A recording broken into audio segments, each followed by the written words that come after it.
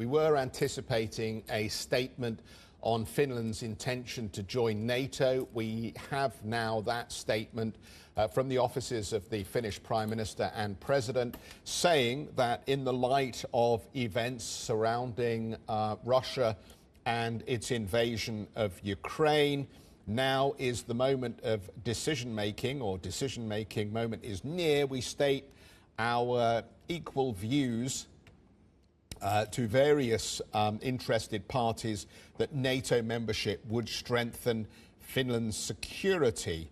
So this represents, I think, now Finland's intention to apply for NATO membership without delay. We should also point out to you that we have some pictures coming in from the Committee of Foreign Affairs with Pekka Haavisto, the Foreign Minister of Finland, on Finland's foreign and security policy in the light of the war on Ukraine. Just looking back over a little bit of the recent history, and there have been concerns around Finland intelligence about potential to influence this decision from the Russians. So they've really been stepping up some of their IT to ensure that there isn't that interference, there isn't that intervention from the Russians as these statements come through at the political level today.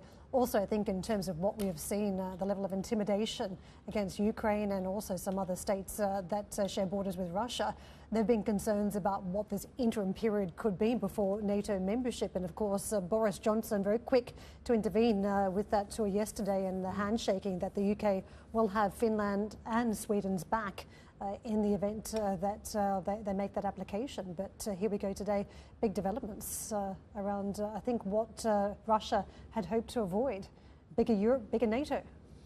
And that will be the key, won't it? Just to, I think, continue to monitor the voices out of Moscow to see how Russia reacts to this, and then ultimately what the reaction will be from NATO and other interested parties at this stage. I was just reading a story about how someone in Finland had grown up staring across the lake and effectively looking at the Russian border, and they felt very, very safe. But that tranquility has now been shattered after the developments around Ukraine, that living alongside Russians doesn't necessarily mean that that will be the status quo forever, that there'll be a level of peace, because I mean, many in Ukraine felt like that too. Many were speaking native Ukrainian, others were speaking Russian, and some spoke both. So I think the delicate balance has been shattered by what has transpired around this war in Ukraine. Yeah, that's an interesting perspective. I don't know if anybody in Finland has ever felt that safe, to be honest. I mean, through the years of the Soviet Union, because the reality is that the Finns fought a war with the Russians back in '39.